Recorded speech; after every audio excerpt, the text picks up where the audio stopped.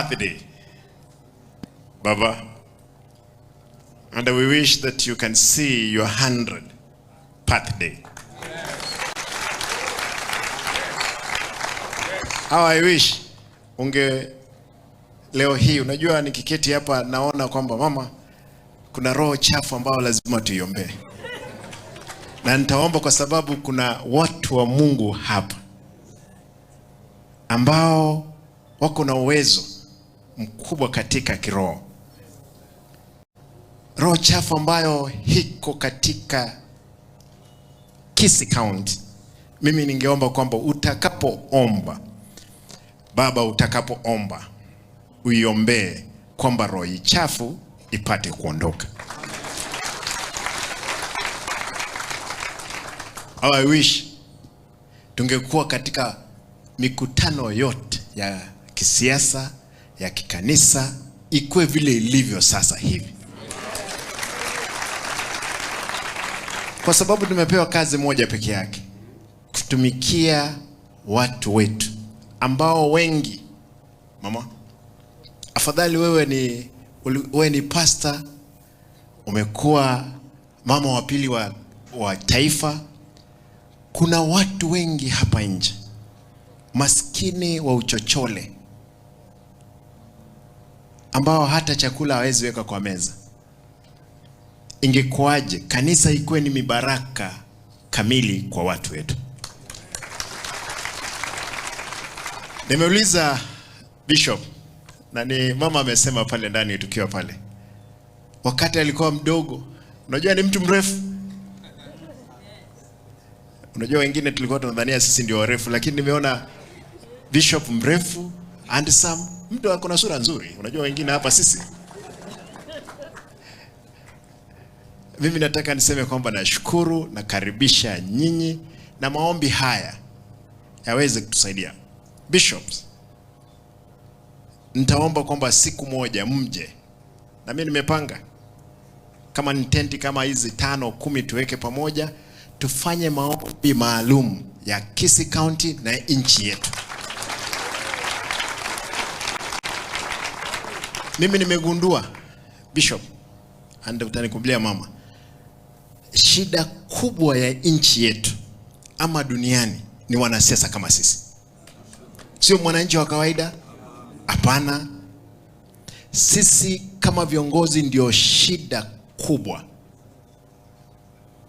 Na naomba tafadhali the clergy ambao mko hapa, mtukumbuke katika mama, unapopiga magoti chini. Bishop ameniambia unapoamka piga magoti chini, omba wakati ukiwa pale.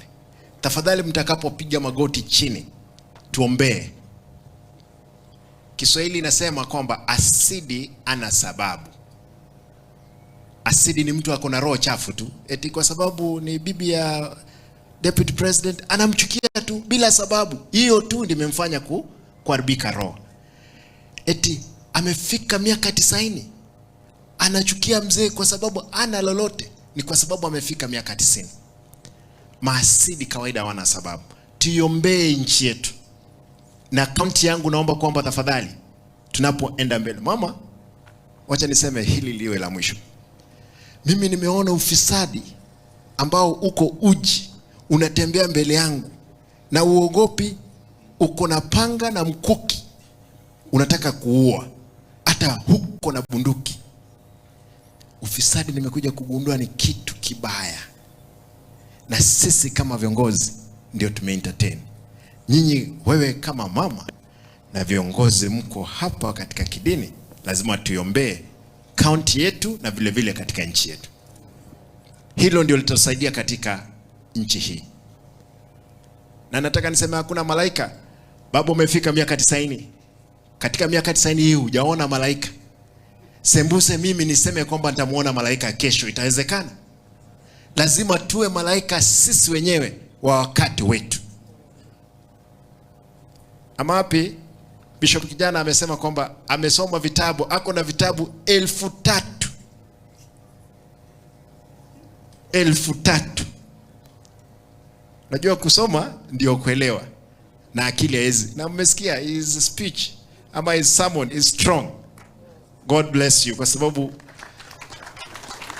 wakati mwingine yale umesema juu ya bishop hapa yanasema katika eulogy. Si ndio? Lakini leo imesemekana hapa akiwa hai ayasikie.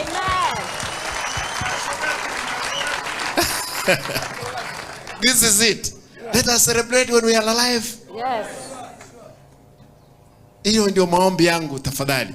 Na tunasherekea maisha mengi ambao nami nasema kabla Mungu hajafa na kabla wajaniua wale wanataka kwamba lazima watafanya mauaji, mimi nitaishi katika miaka wangu wa 100 kama Yesu hajarudi.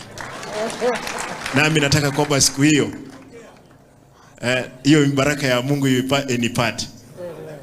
Nashukuru. Wacha tuombe. Tusimame tuombe.